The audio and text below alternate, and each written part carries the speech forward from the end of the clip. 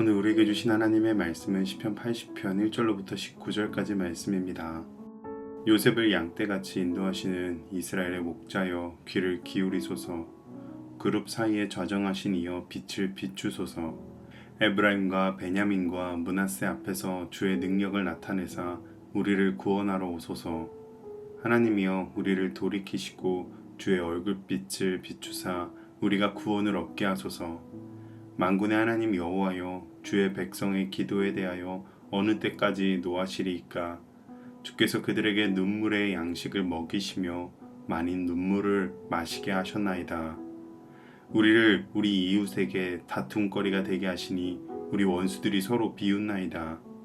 만군의 하나님이여 우리를 회복하여 주시고 주의 얼굴의 광채를 비추사 우리가 구원을 얻게 하소서. 주께서 한 포도나무를 애굽에서 가져다가 민족들을 쫓아내시고 그것을 심으셨나이다. 주께서 그 앞서 가꾸셨으므로 그 뿌리가 깊이 박혀서 땅에 가득하며 그 그늘이 산들을 가리고 그 가지는 하나님의 백향목 같으며 그 가지가 바다까지 뻗고 넝쿨이 강까지 미쳤거늘 주께서 어찌하여 그 담을 허시사 길을 지나가는 모든 이들이 그것을 따게 하셨나이까. 숲속의 멧돼지들이 상해하며 들짐승들이 먹나이다. 만군의 하나님이여 구하옵나니 돌아오소서. 하늘에서 굽어보시고 이 포도나무를 돌보소서. 주의 오른손으로 심으신 줄기요 주를 위하여 힘있게 하신 가지니이다. 그것이 불타고 배임을 당하며 주의 면책으로 말미암아 멸망하오니 주의 오른쪽에 있는 자 곧 주를 위하여 힘있게 하신 인자에게 주의 손을 얹으소서. 그리하시면 우리가 주에게서 물러가지 아니하오리니 우리를 소생하게 하소서. 우리가 주의 이름을 부르리이다. 만군의 하나님 여호와여 우리를 돌이켜 주시고 주의 얼굴의 광채를 우리에게 비추소서. 우리가 구원을 얻으리이다. 아멘. 우리는 종종 과일 농장이나 포도원을 보면 그 경계마다 철저히 울타리를 치고 감시를 세워둔 모습을 보게 됩니다. 왜일까요? 그만큼 열매는 보호받아야만 맺히고 자라기 위해선 끊임없는 손길과 보살핌이 필요하기 때문입니다. 그만큼 풍성한 과실을 얻기 위해서는 반드시 주인의 돌봄과 보호가 있어야만 합니다. 오늘 시편 80편은 이스라엘이 하나님의 돌보심을 상실하고 고통과 멸망의 길을 걸으며 하나님께 회복을 간절히 구하는 시인의 기도인데요. 이 시는 우리에게 하나님과의 관계가 끊어졌을 때 어떤 일이 벌어지는지를 보여주는 동시에 그 관계 회복이 곧 구원임을 선포합니다. 본문 속 양과 포도나무처럼 우리도 하나님의 인도와 보호가 없이는 살아갈 수가 없습니다. 이 말씀을 통해 다시 한번 하나님의 얼굴을 구하며 말씀 앞에 서는 이 시간이 되시기를 주님의 이름으로 축복합니다. 시인은 하나님을 요셉을 양떼같이 인도하시는 이스라엘의 목자라고 부릅니다. 양떼는 목자가 없으면 사나운 짐승들의 공격에 노출되고 위험한 골짜기를 피하지 못하며 풀이 있는 곳을 찾아가지 못하여서 스스로 살아가지 못합니다. 그렇게 목자이신 하나님을 잃어버린 이스라엘 백성들은 길을 잃은 것입니다. 특히 1절의 요셉과 2절의 에브라임, 베냐민, 므낫세는 북이스라엘을 대표하는 지파들로서 시인은 지금 북이스라엘이 방황하다가 멸망하는 것을 목격하며 시를 쓴 것입니다. 하나님의 얼굴은 감추어졌고 기도는 막힌 듯하며 삶은 눈물로 가득합니다. 이제 이웃에게 조롱거리가 되었고 원수들의 웃음거리가 되었습니다. 그러나 이때 시인은 3번이나 반복해서 기도합니다. 주의 얼굴의 광채를 비추사 우리가 구원을 얻게 하소서. 하나님의 백성은 하나님의 얼굴을 보고 그 빛이 비추어야만 구원을 얻습니다.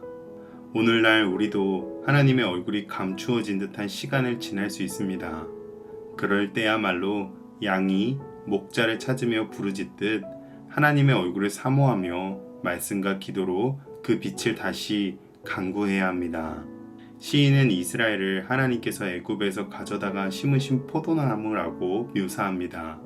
1절로 7절에서는 양과 목자의 관계로 들었다면 8절부터는 포도나무와 이를 심은 자로 하나님과 우리의 관계를 비유합니다. 하나님께서 애굽에서 가져와 가나안 땅에 심어 가꾸신 이 나무는 번성하여 온 땅을 덮었고 강까지 뻗었습니다. 그런데 이렇게 풍요와 번성을 얻게 되자 이스라엘이 하나님을 잊어버렸습니다. 교만해져서 하나님을 잊게 되자 하나님은 보호의 담을 거두셨고 모든 것이 무너져 내리기 시작합니다. 지나가던 이들은 포도를 함부로 따기 시작했고 숲속의 멧돼지와 들짐승들도 포도원에 들어와 포도나무를 망가뜨립니다. 이처럼 하나님이 없는 풍요는 결코 오래가지 못합니다. 교회든 가정이든 개인의 신앙이든 하나님의 담이 없으면 세상의 공격 앞에 속수무책인 것입니다. 지금 내 인생의 울타리는 견고합니까? 주님이 세워주신 담 안에 거하고 있습니까? 이에 시인은 다시 하나님의 보호하심과 돌보심을 간절히 요청합니다. 돌아오소서, 이 포도나무를 돌보소서. 그리고 이스라엘이 주의 오른손으로 심으신 줄기요 주를 위하여 힘있게 하신 가지였지만 하나님의 돌보심이 없으니 불타고 배임을 당하며 멸망하였다라고 절규합니다. 이런 절망적인 상황 속에서 시인의 마지막 간구는 주의 오른쪽에 있는 자에게 주의 손을 얹어달라는 것입니다.